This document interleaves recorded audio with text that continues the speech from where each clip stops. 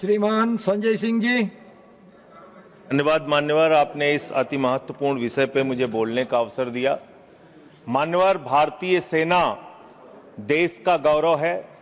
भारतीय सेना में भर्ती होना एक नौजवान का सपना होता है। मान्यवर, 2019 से लेकर 22 तक थल सेना के लिए देश के नौजवानों ने शारीरिक परीक्षण दिया, मान्यवर, चिकित्सीय परीक्षण दिया और वो परीक्षाएं पास की उन्होंने। 1,23,000 की संख्या उन नौजवानों की थी, मान्यवर। और इसी तरीके से वायुसेना के लिए लगभग 7,000 नौजवानों ने परीक्षा पास की।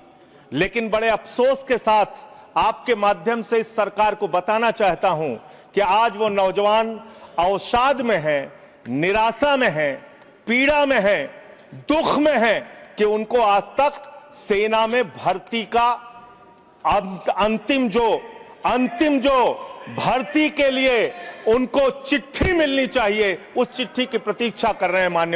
मान्यवर, भारतीय सेना में हरियाणा का नौजवान, राजस्थान का नौजवान, उत्तर प्रदेश हो, पंजाब हो, देश के अलग अलग हिस्सों का नौजवान बड़े हिम्मत के साथ, बिहार का नौजवान भर्ती होता है। ये सपना देखता है, उसकी मां दूध पिलाती है अपने बच्चे को, सुबह दौड़ लगाता है, वो इस सपने के साथ भर्ती होता है कि अगर -50 डिग्री टेम्परेचर में सियाचिन में भारत माता की रक्षा करने की जरूरत पड़ी तो अपने प्राणों की आहुति देंगे।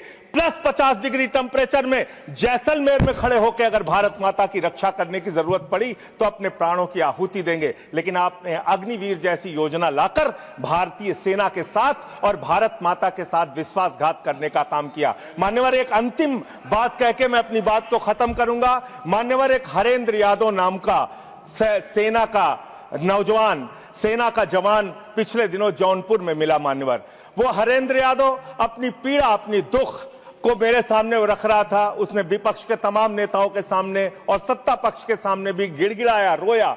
उसकी एक ही विनती थी कि सेना का जवान बना है हाथ में बंदूक लेने के लिए, सेना का जवान बना है भारत की रक्षा करने के लिए, लेकिन उस जवान से अधिकारियों के ट्रे उठवाए जाते हैं, सेवादारी करवाई जाती है। सेना में ये सेवादारी की प्रथा बंद होनी चाहिए। हमारे जवानों का सम्मान बरकरार रहना चाहिए। हमारा जवान देश की रक्षा के लिए है, भारत माता की रक्षा के लिए है, किसी अधिकारी का ट्रे उठाने के लिए नहीं है, हाथ में बंदूक उठाने के लिए है, दुश्मनों से लड़ने के लिए है। ये मैं हरेंद्र यादव की पीड़ा भी आपके माध्यम से सरकार तक पहुंचाना चाहता हूं और निवेदन करना चाहता हूं मान्यवर कि जिस भर्ती पर आपने रोक लगाई है सारी परीक्षा पूर्ण करने के बावजूद, उनको ज्वाइनिंग का लेटर दीजिए। उन नौजवानों को कम से कम जिनकी सारी परीक्षाएं आपने पूरी कर ली है, उन नौजवानों की भर्ती कीजिए। बहुत बहुत धन्यवाद।